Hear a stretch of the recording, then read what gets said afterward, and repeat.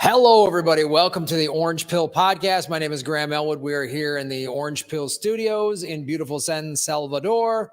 Fantastic. We have a fantastic show for you today. We're going to talk about Bitcoin hitting 54,000, how it's decoupling from stocks. Honduras passed a law. Not great.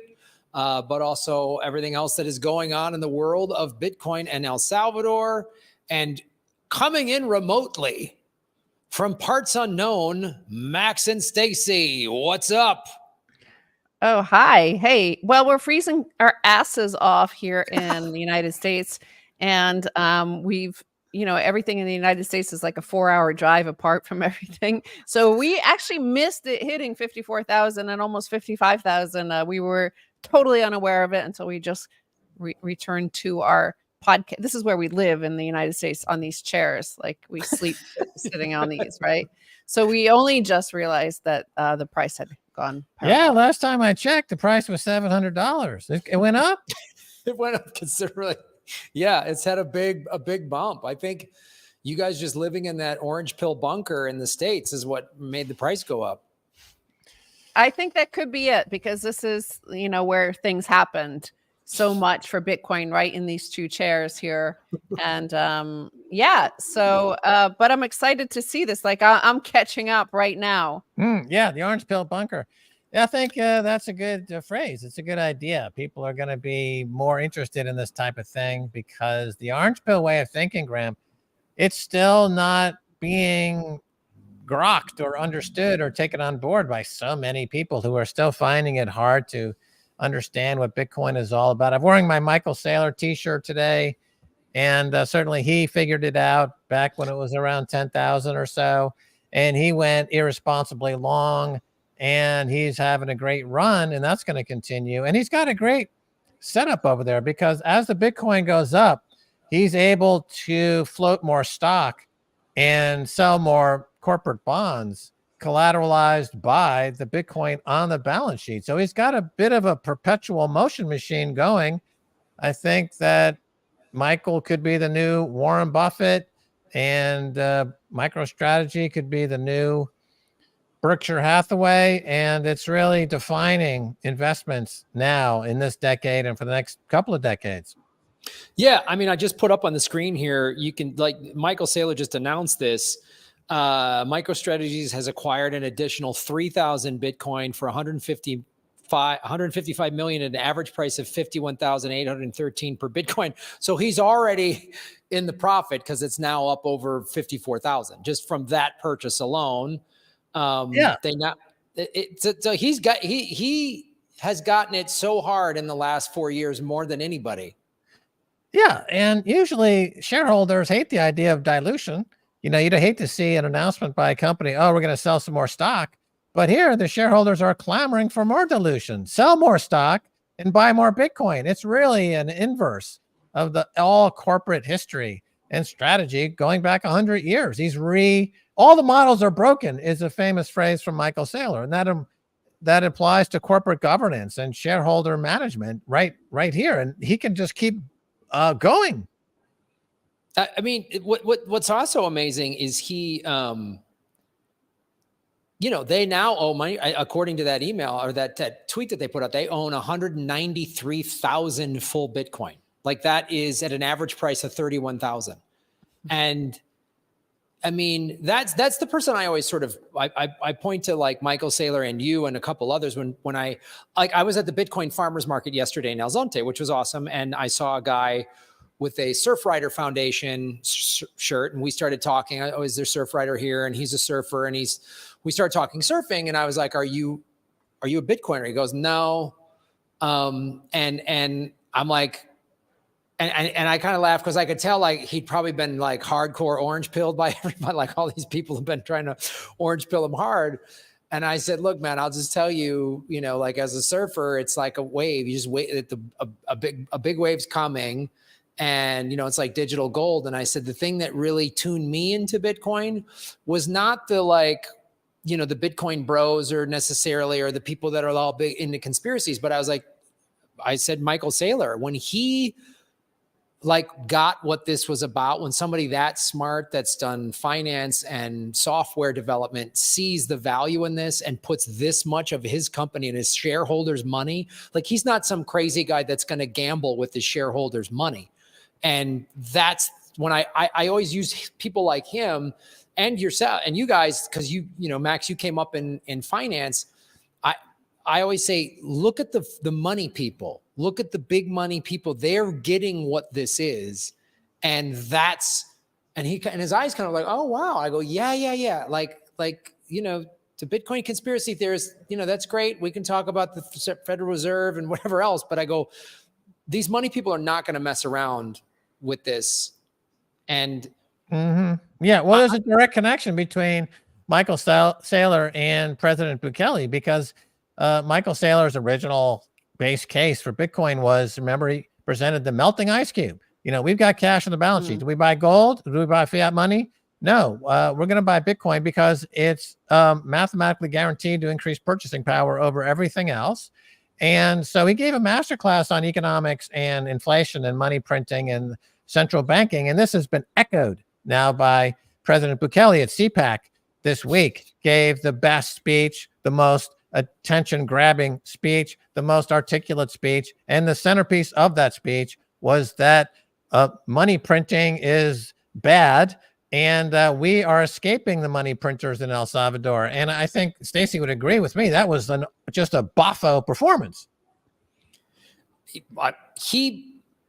That speech, I mean, watching just the clips, and I just retweeted it. I said, Bukele just explained MMT to America. I mean, he just, in the most succinct manner, he just said, look, tax is theft. If a government can print money, why does it need your taxes to pay for anything? And I was like, I remember I had MMT guys on my show 6-7 years ago explaining that to me. And I was like, wow, that's when it was before I got orange pilled, but I started to understand the crime of taxation. The MMT guys were like, we're not saying you should just print everything. But when the government says, oh, we don't have money for healthcare, we don't have money for schools, they're lying. They're lying to you that they can print whatever they want. And Bukele just said it like, bam. And it was almost like he shot a laser through everybody at that conference and went, oh.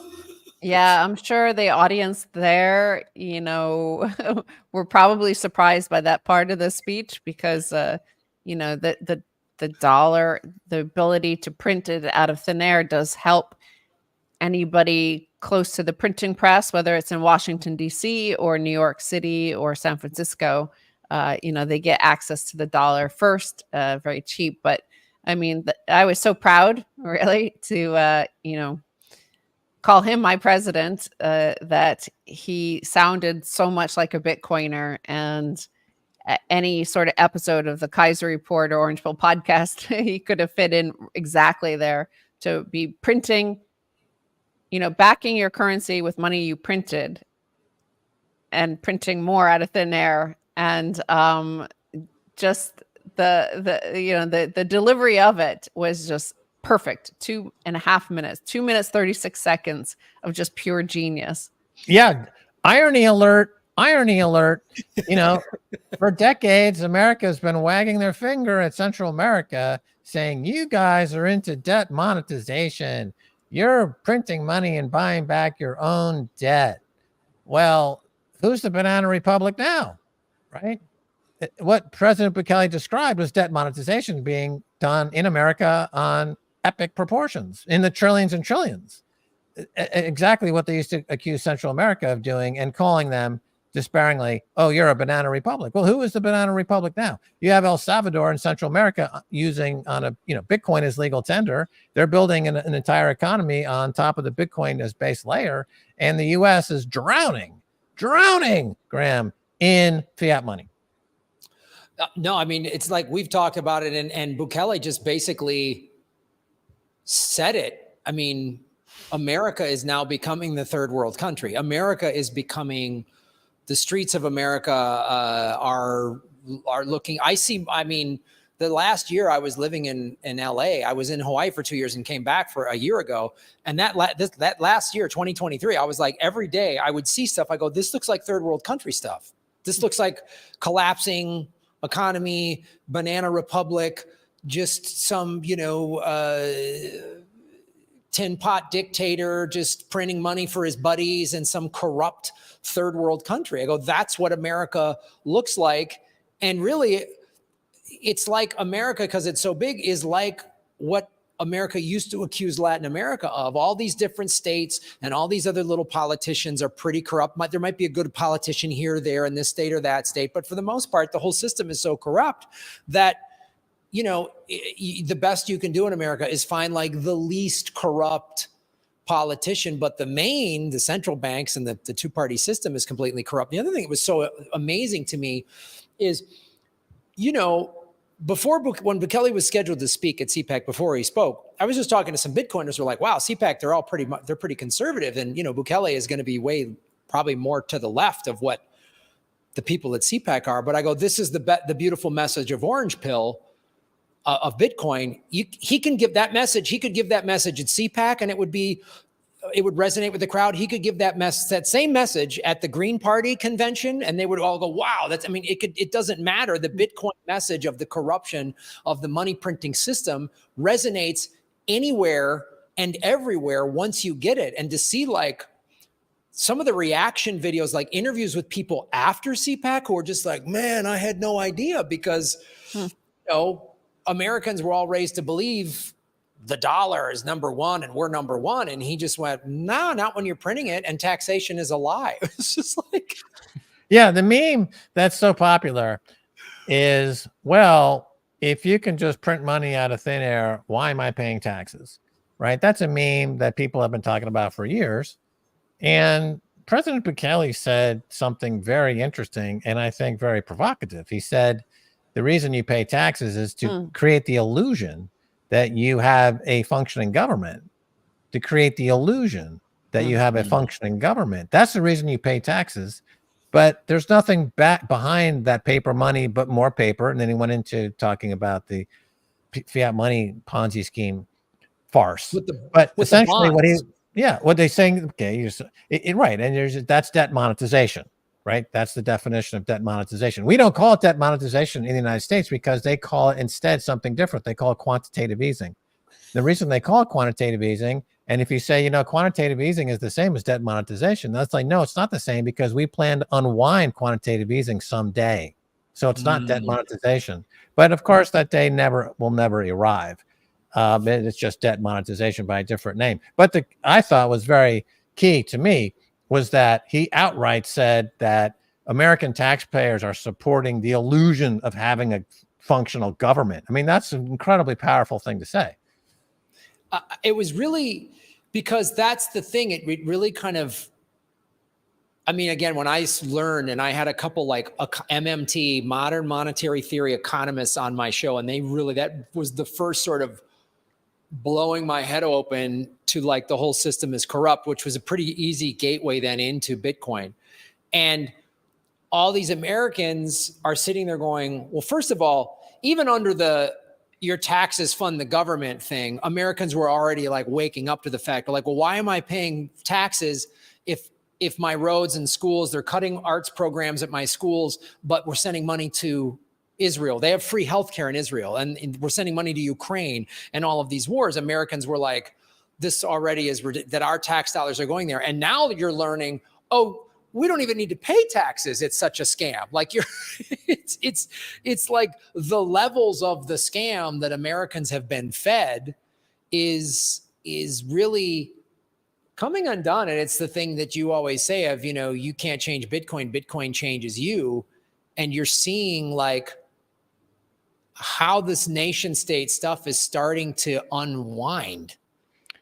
Yeah. Well, I'll be curious to see, how the message from President Bukele resonates with other people in politics and other political leaders. Certainly Michael Saylor, his message of re-architecting the balance sheet and not carrying cash on your balance sheet. I was in the camp that thought that this would have a tremendous acceptance and pickup by other CFOs and CEOs, and you'd have a lot of companies. Warren Buffett announced this week that they have a record 176 billion, I think, on their balance sheet in cash, in fiat money. And, he's supposed to be, lauded for this for some reason, but that's dead money. And not only that, but it's losing, according to Michael Saylor's calculations, approximately 15% a year in purchasing power, the true rate of inflation, if you include asset price inflation. So, I mean, is that something that we should be applauding this guy for? Not really. So the cash on the balance sheet, to give an idea of cash, I mean, the taxes collected by the U.S.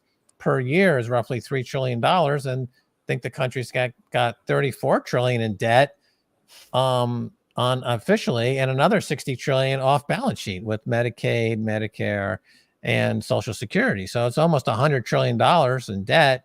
And, they're saying, well, we pick up 3 trillion in taxes, but to President Bukele's point, that's really a drop in the bucket. If you look at the total size of the economy, the cash and the money printing itself, it's like saying that, I hit the golf ball, down the fairway. I don't know what my analogy is. I was trying to get a golf analogy, but I failed miserably, Graham. So I'm going to just forget that analogy and just leave it at that. I'm just going to walk away from that analogy completely and just hope the audience will fill in their own analogy. My new app called Max Analogy Fill In. Whenever I stumble, you tap the app and it'll fill in some analogy from the past. Just any analogy will do. I don't need an original analogy. Just put everyone in there. It all works. So basically, you want an analogy mulligan is what you're asking for. An analogy mulligan, Graham. Yes. Well, I want to ask you this because you put up several tweets, and I want to go back that you put up recently. So the stock market is collapsing as well. And one of the things we're seeing, I mean, initially, so I remember 4 years ago, very much, maybe as early as 4 years ago, Bitcoin was very much tied to the stock market. If the stocks went down, Bitcoin went down. And now we're seeing that Bitcoin is way more decoupled from that. Here's your tweet. And so this is Bitcoin hit 500,000 on upcoming stocks and gold crash, Max Kaiser. And then there was another, I think someone else put, I forgot, I missed it. But the stock market has not been doing well. And yet Bitcoin now, as we just discussed, has just crossed over 54,000. And it did it quite quickly. It was at 51,000 early this morning. And now it's at 54. So explain to the audience why Bitcoin is not that attached to the stock market anymore. Well, the stock market is doing well. I mean, the stock market hit new all-time highs. And the stock market, the S&P 500, the NASDAQ, Dow Jones, they're all doing very well. On the back of 7 tech stocks that are the Magnificent Seven, you have this company, NVIDIA, that just crossed over into $2 trillion market capitalization. It's been a huge, huge winner. And so, but in Bitcoin terms, if you were to price the stock market in Bitcoin, or if you were to price gold in Bitcoin, it would look like it's going down. Right. So you have to, it depends what your denominator is. Right. So Bitcoin as denominator makes everything else look like it's not doing very well. And so in that sense, but in the absolute sense, the market is doing high. What I'm saying is that the market's setting itself up for a 1987 style crash. And for example, that concentration of stocks, the top 7 stocks, they now comprise something like 10% of the entire market capitalization of the entire market. And the last time we've seen that level of concentration is 1929.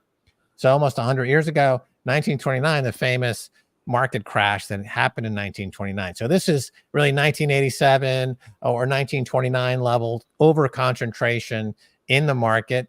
And to your point about correlation with Bitcoin, Bitcoin's never been correlated to the stock market. It's never been correlated to anything. Bitcoin is on its own vector. It has been since day one. If you look at the trajectory of Bitcoin from 10 cents to 55,000, that's on its own trajectory. There's nothing comes close. Everything priced in Bitcoin looks like it's dead or dying. So there's no correlation, not priced in Bitcoin. And since we're moving into a global Bitcoin standard, you got to use Bitcoin as your denominator and see that it doesn't, nothing correlates to Bitcoin. So there's never been a correlation with anything. It's on its own vector and it'll continue to pulled away from everything. And getting back to Michael Saylor for a second, so he's got almost 210,000 Bitcoin. So that would be 1% of the entire Bitcoin network. He's in the 1% club, or will soon be.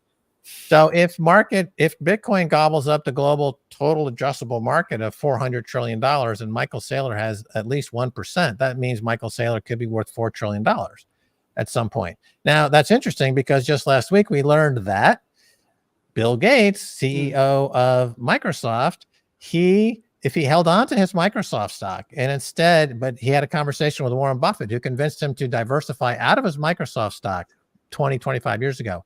If he did not diversify out of his Microsoft stock, Bill Gates today would be worth $1.3 trillion, which is a remarkable number. So this idea of a trillionaire is already kind of with us. It could have been Bill Gates, but he sold his Microsoft stock. And I'm sure that Steve Jobs probably at one point had enough stock to qualify in that club as well, or come very close to it. So the idea of an individual like Michael Saylor becoming a trillionaire or a multi-trillionaire based on his Bitcoin position over the next 10 to 15 years, I think is in play. God, diversifying actually, kills your performance if you look at it, because Bill Gates is worth like $140 billion instead of close to 1.3 trillion. So had he just stayed concentrated in Microsoft, he would have been much wealthier than he already is. Yeah, well, that's fascinating. I mean, that shows you the power again of Bitcoin and why it makes hearing the Bill Gates story, it makes even more sense why Michael Saylor has gone like all in on Bitcoin. But I want to touch on more the how you see if we have a 1987 style crash, or when this happens. It's not if, it's when. How do you see that affecting America in terms of financially and just like average everyday citizens? And then how would you see that affect the Bitcoin price in the short run and the long run? Well, Bitcoin is a risk-off asset. It always has been. People consider it a risk-on asset. That's false. They see Bitcoin as a speculative asset. That's false. Bitcoin is a safe haven. Always has been. It's risk-off. So as these other risky assets implode, there'll be a mad rush into Bitcoin as a safe haven. And I think that's what we're seeing right now. When Nancy Pelosi finally, has a loser in her options portfolio, she'll be running into Bitcoin as a safe haven, but she's got a hot hand. But you might also, if you remember the 2009 crash, that really started in 2008, but the big crash happened in 2009, right? Or was it 2008? Yeah, that period, 24 months. There was a period of in September, October, when all the stocks were crashing big time. And if you remember then, what also sold off was gold. And gold sold off before then going to new all-time highs. It rocketed after the huge sell-off. And the reason why it sold off is because gold is a highly, highly liquid market, and there's always a buyer there. So when there was a liquidity crisis and the markets were crashing and people had margin calls, and margin calls were backed by illiquid stocks, and they couldn't, that had become illiquid during the financial crisis, they had to sell their gold. They had no choice but to sell their gold because that was the only thing that was liquid. So they sold their gold and the price crashed by, 15%. But then it soared by like 60%, say. I don't know what the numbers are, but it did soar after it crashed. The same thing could happen to Bitcoin if now you do have institutional investors and bigger players who have large holdings of Bitcoin. That will always have a market that will always be liquid. It won't seize up like the stock market could. And if they're getting margin calls and they can't make the margin calls, they'll have to sell what they can, and what they can will always be Bitcoin.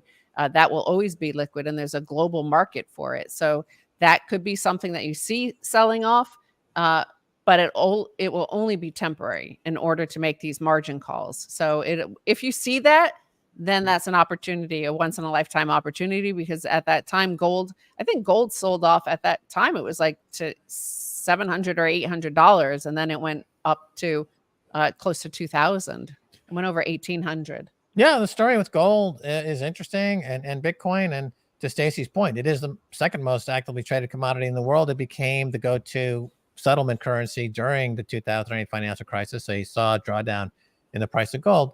But what's interesting is look at the ETF market right now. So the gold ETF market, I believe, is in a roughly $90 billion range. And the new Bitcoin ETF market is roughly in the $27 to $30 billion range. And it's just in the few weeks that it's gotten almost a third of the market capitalization of the gold ETF. So I think you put pencil to paper, you extrapolate a little bit. And when next 6 months, we're going to see a flippening.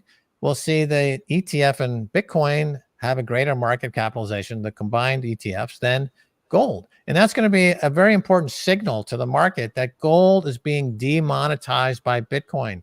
This is an idea that 5 years ago was considered absolute heresy.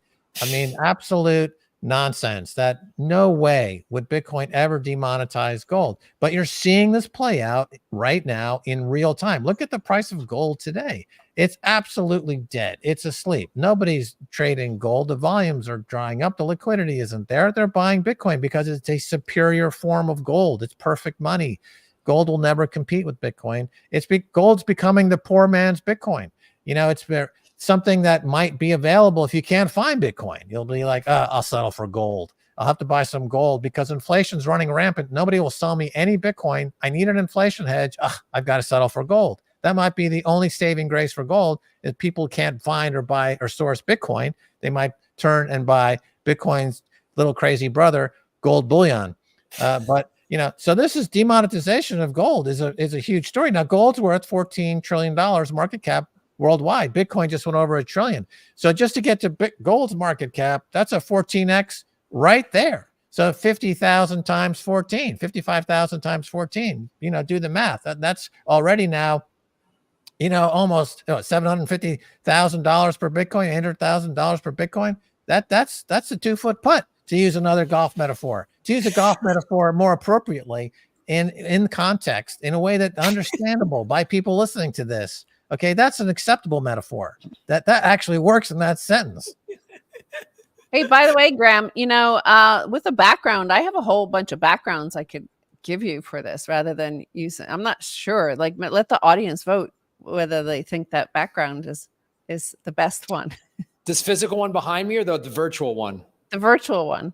Yes, send me a bunch. I just grabbed that. I forgot to ask you guys. Yeah, I just grabbed that off the internet. So send me more graphics, like high-res graphics that we can use. Because I think that's just a screen grab or something. Which would be, you send me a high-res one. That would also be like a 2-foot putt, to bring it back to the golfing metaphors that were that's I think that it's good to hear you guys both say that, because that's what it seems like to me, like, especially when that graphic sucks, Graham. It's like a triple bogey. To use another golfing analogy, that why do you insult us with that background graphic? I mean, I thought we were friends, and here you are with this pitiful. It got no resolution at all. It looks like somebody like dropped a tomato salad, a salad caprese, on an orange Julius, and they fell on their face in the middle of a down Times Square in 1978. I mean, I've seen some sorry ass logos in my day, but that takes the biscuit. You know, here we're professionals. You know, we do this for a living, and here you have us showcasing us in a way that would totally undermine our professionalism. Forget the bad analogies. That graphic is terrible. That's actually word for word what I told the graphic designer to make. I said, make it look like a bad caprese salad. Bad caprese salad. Oh, man, I've had some bad caprese salads. Yeah, I've had some bad ones. But that one, nothing, you know, it's like Sbarro in Times Square. Would anyone ever eaten Sbarro in Times Square? No one's ever eaten there. If you look, no one's ever in there. You know, it's a concept that never worked, but somehow was in Times Square for 20 years until they finally said, we've never had a customer. We're going to have to shut this down and open up a Lego store. I think Sbarro was just money laundering. That's what I think Sbarro was. It is totally money. It's mozzarella laundering. This is the biggest mozzarella laundering operation on the East Coast in America. You know, they bring it in submarines from Europe. They launder it through Sbarro. Then they ship it back, to points Asia, essentially. Chinese love recycled Sbarro mozzarella. Well, actually, Sbarro is the one who made this logo. I had them make the logo, the Sbarro. That makes sense. It is the Sbarro of logos. So we'll get a new one. We'll get a new logo.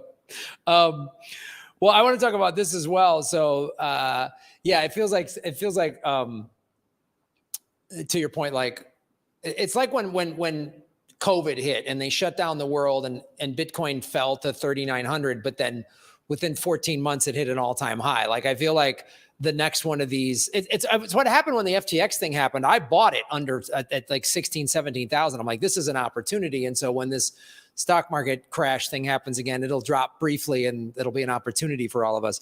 But speaking about how I would love to do a podcast or just an episode called Wrong Side of History. Just go through people throughout history who were just on the wrong side. People who are like, those 4 guys from Liverpool, they sound like dead cats or whatever. Just everyone who missed the boat. And it feels like maybe Honduras is missing the boat because all these other Latin American countries. I mean, I've traveled a little bit throughout Latin America. I have not been to Honduras, but I'm meeting a lot of people from other Latin American countries, and they're all saying, "Man, I wish we had a Bukele." But then Honduras passes this dumb law basically saying you can't use Bitcoin or something like that, which leads me to believe, and maybe you guys have more information, it just as a guess, there's central banks within that government paying off politicians or something. That's why they did that. Or they're like, oh my God, we can't let people get financially empowered like they're doing in El Salvador. So we got to shut this down. What is your take on Honduras passing this very bad Bitcoin bill or law or whatever it is? Well, I'll also point out that President Bukele just in the past 2 days tweeted a link to the a chart showing the homicide rate across Latin America, and El Salvador was at the very bottom, meaning it was the safest, and up at the top, it was either the very top or in the top 3 was Honduras.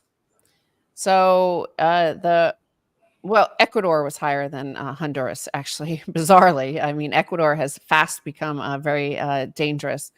But Honduras is a very dangerous place, right? Their homicide rate was something like 51 per 100,000 versus El Salvador's 2.2. And, Max has often pointed out that Bitcoin brings peace, right? I think this kind of goes hand in hand. And you see that in El Salvador, President Bukele announced his policy of economic liberty, and under economic liberty came Bitcoin, and liberty brings, Bitcoin is peace. Bitcoin and economic liberty brought peace. And I think you see that in the results in El Salvador. He brought in the war on gangs after Bitcoin, and now we have a lot of peace. And I think they all go together in terms of the mindset, the low time preference, and just your way of viewing the world and viewing the governance model of the world. And maybe if they adopted Bitcoin in Honduras, they might have a little bit more success like they do in El Salvador. Well, it's an interesting case study, isn't it? I think that with President Bukele, his secret weapon really are the people of El Salvador. The Salvadorian people are so kind-hearted and beautiful people, and they love the president. The president loves him, and it's a great relationship. And I think that he trusts the people to do the right thing. And by making Bitcoin legal tender, for example, and by passing economic empowerment laws, he's essentially throwing the keys to the people and saying, look, this is your country. And, you see T-shirts all over El Salvador. Finally, it's ours. It's back. We got it back. El Salvador is ours. Finally, after not only 50 years, but going back 200 years. So in Honduras, I think, or any country, for the leadership, essentially at the end of the day, they don't trust people. They don't trust the people. And you see that in the US, and you see that in other countries. You see that in Canada playing out spectacularly. The leadership there does not trust the people living in that country to do the sensible thing, to do the common sense thing. So they reach for all the levers of control.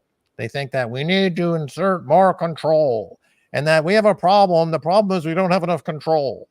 And It's a tragedy of being in power is that you seek more power, and that only exacerbates these problems. So Honduras is taking the opposite course one needs if one wants to do what we're seeing. And I think it's fiat currency, right? That's the problem for them is they have their own currency, the lempira, and they can print it.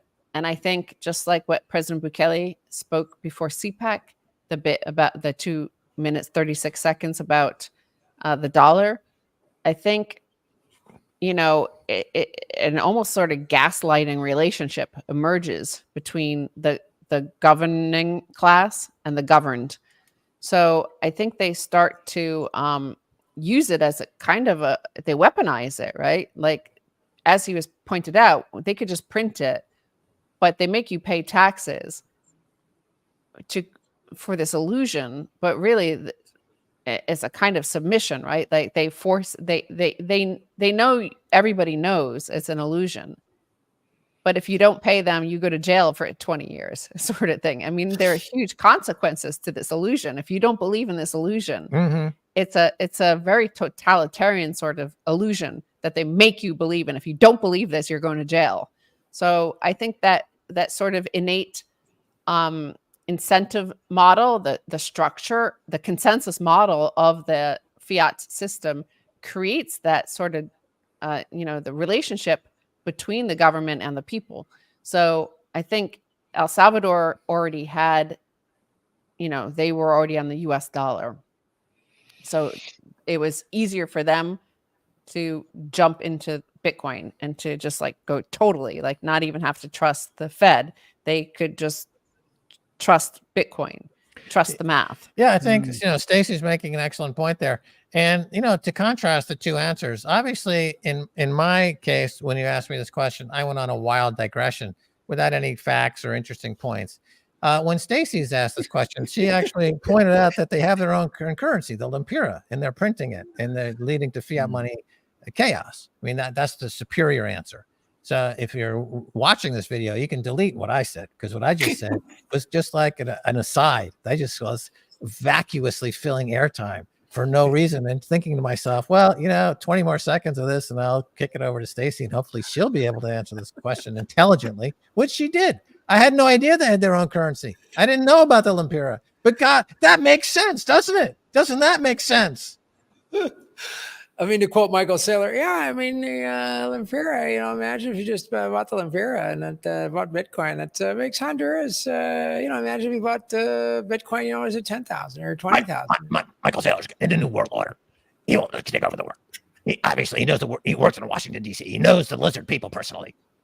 Well, the other thing, I mean, these are great points too. And I got to wonder too, I have to believe that why I think it's even more important for if people are watching this in other countries around the world is to create other Bitcoin bubbles, because I feel like there's a lot of Bitcoin bubbles in Guatemala and Costa Rica. And I feel like if those governments try to do what Honduras is doing, I think there'd be way more pushback because they already have some Bitcoin circular economies functioning within their country to where they might be like, no, man, you're not taking this away from us.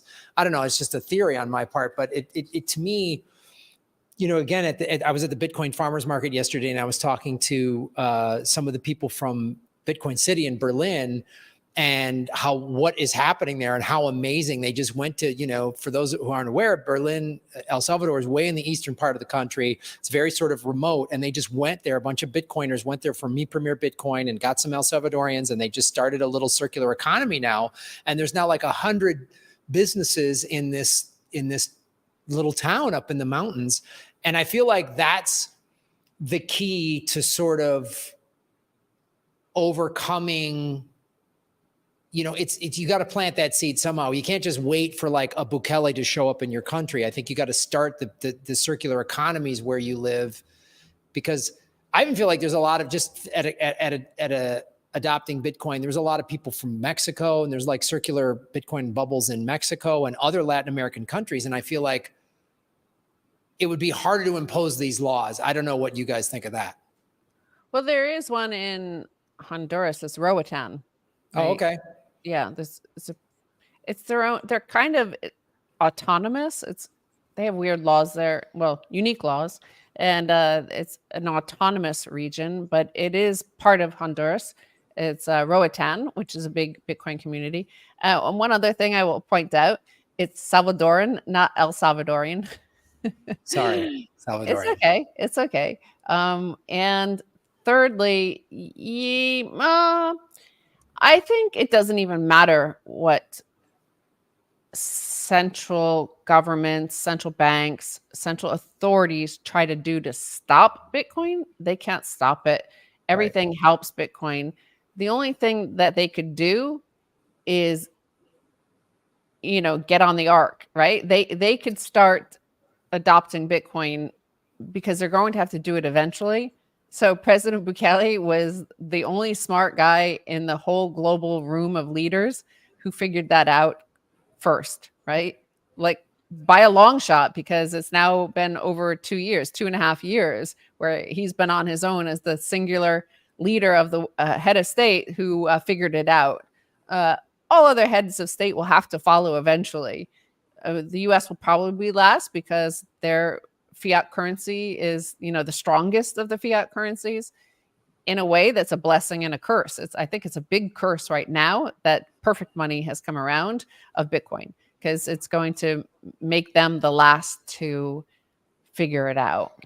Yeah, it's the difference between bottoms up and top down. So typically Bitcoin is bottoms up. It's grassroots. It's on the fringe. It's the freaks and the geeks, and they are the first adopters and the cypherpunks. And then it becomes the early adopters, and then it becomes more mainstream, and it's a bottoms up revolution. With President Bukele, it's top down. And that's what made his story so remarkable and unique. And that's why we moved to El Salvador, is that this was a unique story. And it was the cutting edge of Bitcoin at the time. It's like a nation state leader has gone orange pill. And so we got to move there because we got to be part of this phenomenon. And so, but he so far is a one-off. Nobody else has really figured it out to the extent that President Bukele has figured it out. But to everybody's point that they're making, it doesn't matter, because it's the pockets of bottoms up strength all over the world are growing, and they just start to join up together at their own pace. And so we're on the path. Nothing's going to stop this train. Yeah, and to that point, I want to put this, Max, you tweeted this out about China. I want to put this out there just to prove your point here. Let me share that. This right here. So this is from a Reuters article. Bruised by the stock market, Chinese rush into banned Bitcoin. The global fiat money apocalypse is upon us. The ultimate safe haven, Bitcoin, is going to 500,000.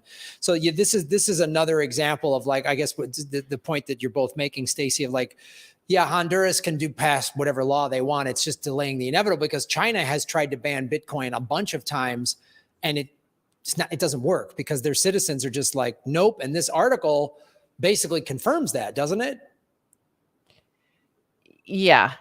If they can't stop you in China, and China is, they have social credit scores, they have absolute surveillance of the internet, and perhaps there probably is in the US also, that we have a total surveillance state, but in China, they don't try to hide it or disguise it. They're like, we're freaking watching you, or we're going to crush you if you do anything wrong.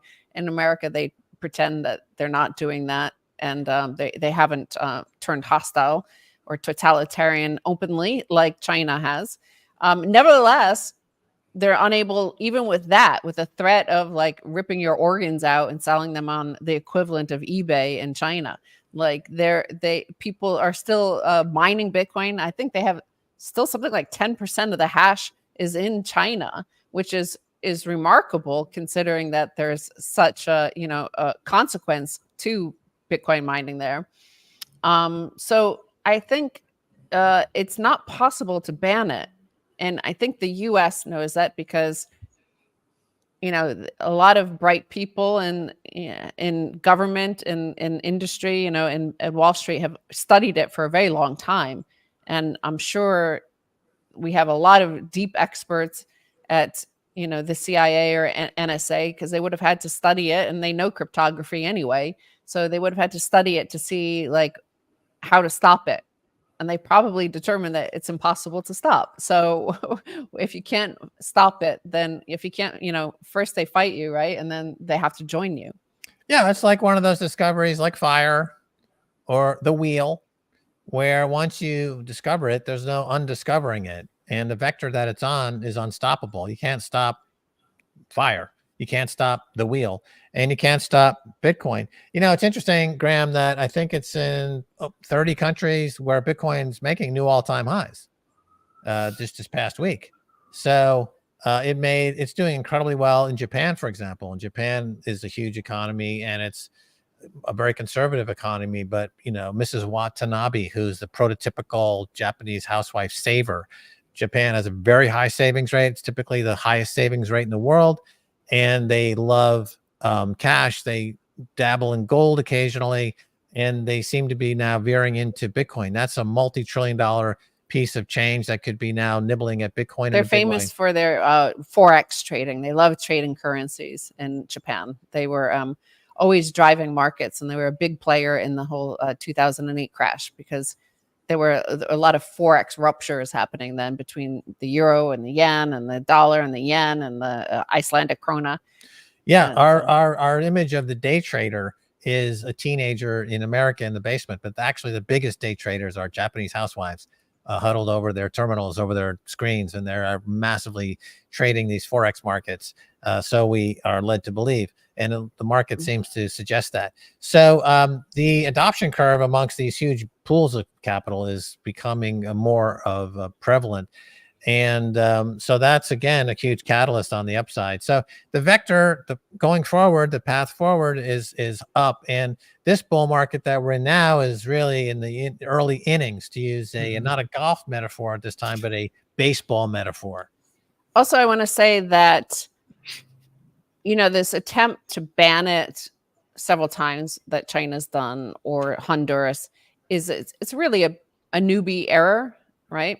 And many of us, everybody has thought that erroneously, that Bitcoin is a technology, that it's a new technology. And what it is a new money. And money is about collective consciousness and an idea. And you can't kill ideas, basically. So even though it's backed by math and technology, it's not fundamentally a technology, because if it were, these 2.2 million other shitcoins that are trying to compete with Bitcoin on a technology front, number of transactions per second and stuff like that, that's also a fatal error for them, right? Because they're competing. There's no way to compete against Bitcoin, because it is money, and it's the only one that will ever be money of the so-called cryptocurrencies or digital currencies, right? There's only one money.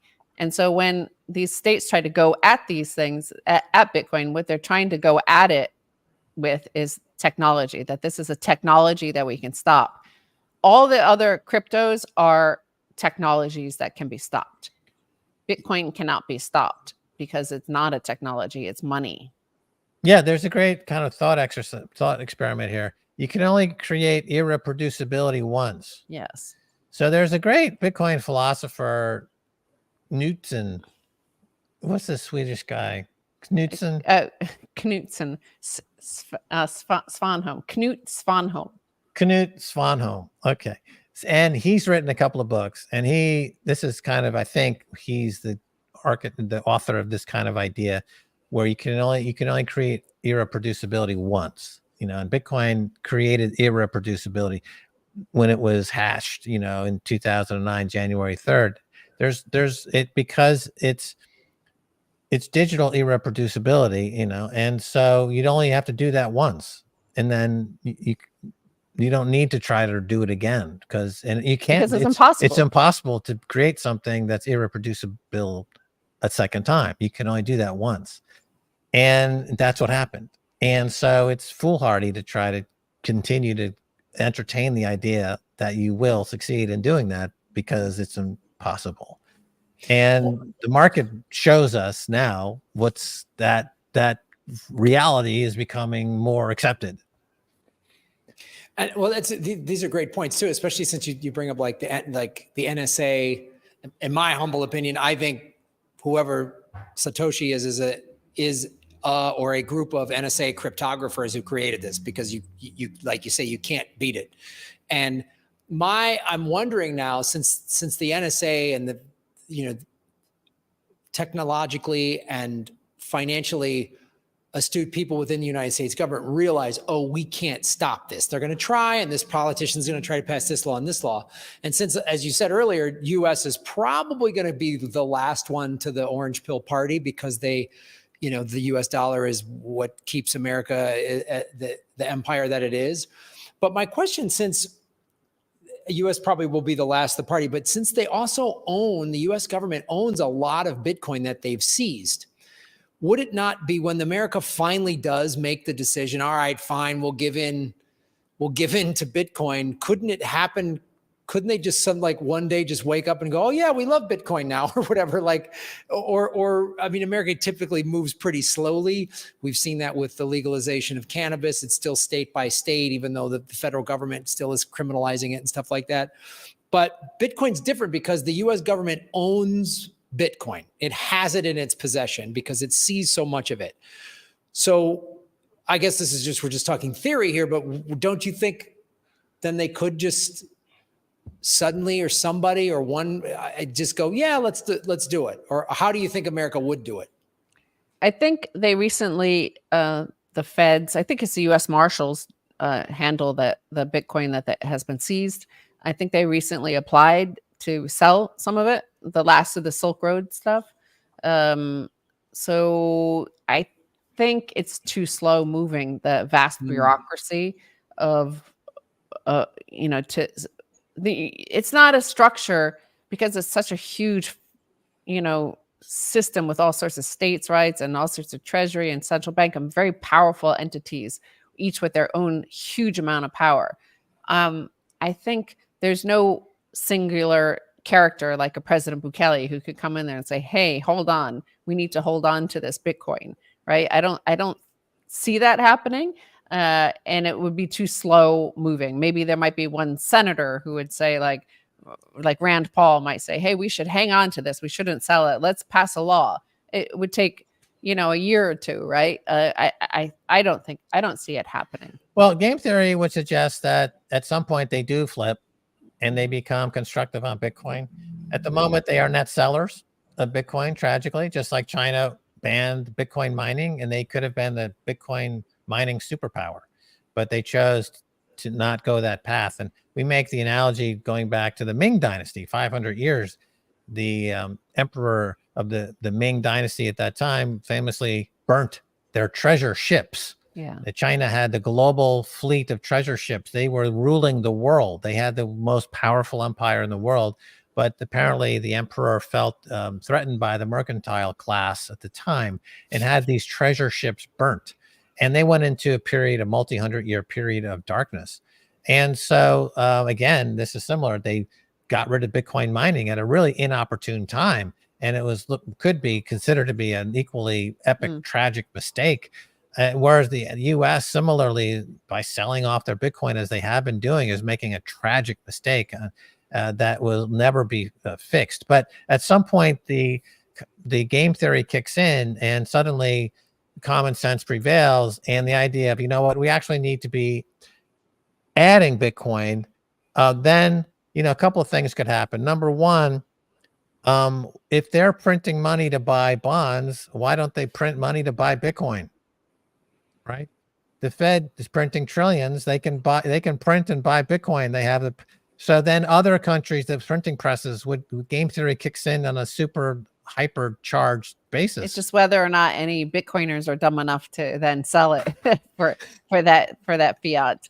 Right. But it's certainly, I mean, okay, there's this notion that they could print money and then buy Bitcoin if anybody's stupid enough to sell their Bitcoin to them for something that could be, if even the government is in on the charade, on the farce, then that blatantly, then why would you want to sell your Bitcoin? But it doesn't make any sense at all for them to sell Bitcoin, because they're only received dollars, which they could easily print. So it doesn't make any sense at all. Like doesn't make any economic sense that they would sell it for dollars. Like especially something that they understand. I think they understand the value of Bitcoin and why it's not going away and why it has value. And yet the vast bureaucracy, right? It's moving, it's in motion, and it's hard to stop. Yeah. And so It's they'll sell the Bitcoin. Like a pawn shop. You know, people go to the pawn shop and they sell their, their very expensive watches for pennies on the dollar because they're desperate. Yeah. So the U.S. is highly indebted and they're desperate for cash, and they may sell their Bitcoin because they're desperate for cash, because it's not a sound economic country anymore. And then there's a couple of other paths to explore more on the conspiracy side of things, but I think that at some point game theory kicks in, because the incentive model of Bitcoin, the incentive model of the protocol is, it's a thing of beauty. It's the Sistine Chapel of game theory. It's a beautiful, balanced, exquisite example, artistically rendered, beautifully balanced incentive model that tricks humans into unfucking their money. That's what it should say. You're unfucking your money. There should just be a big billboard over the Federal Reserve. Here's how to unfuck your money. And there's the Bitcoin symbol of the Federal Reserve. Well, this was awesome, guys. I mean, this was, I'm glad you were able to join. And, it's cool to have when Bitcoin is over 54,000. And, excited to have you guys back in El Salvador whenever you're released from the orange pill bunker, wherever you're at. Yeah. Yeah. Well, we'll be back soon. This is far too cold for me. I only just saw, I didn't have the comment stream on. So now I see all the comments. Yeah. Hi, everybody. Did anybody comment about the fact about that lame backdrop, the background you have on the virtual? They all said they loved it. I mean, I think those comments have gone by quickly. They said Graham's a genius. No, they did not.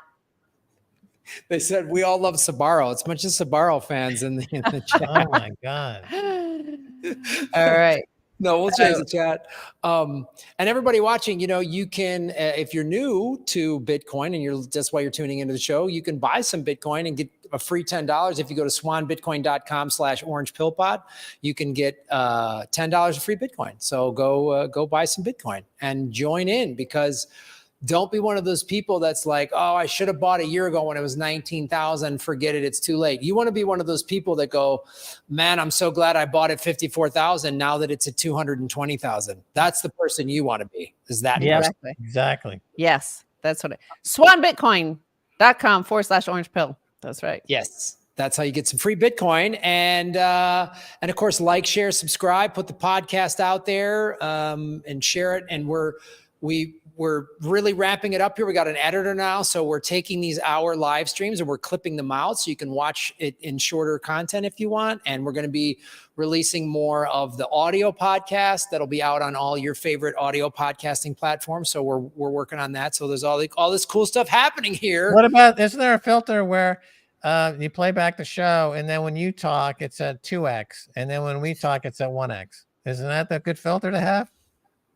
Or you could be you talk, it's 5x, and then when we talk, it's at 1x. Yeah, you can do those filters, or you guys can be like really slow, like, yeah, the Federal Reserve. And then when I talk, it's like the chipmunks, like, hey, so what do you think is going to happen if America gets another Bitcoin? So, yeah, get that app. Get that app to listen to the show. Great, man. And okay, guys. Thanks. Follow us all on at Stacy Herbert, at Max Kaiser, at Graham Melwood, and at Orange Pill Pod. Thanks for watching, and thank you, Max and Stacy, for joining us today. Bye. Ciao. Bye-bye, everybody. Bye-bye. It's fine.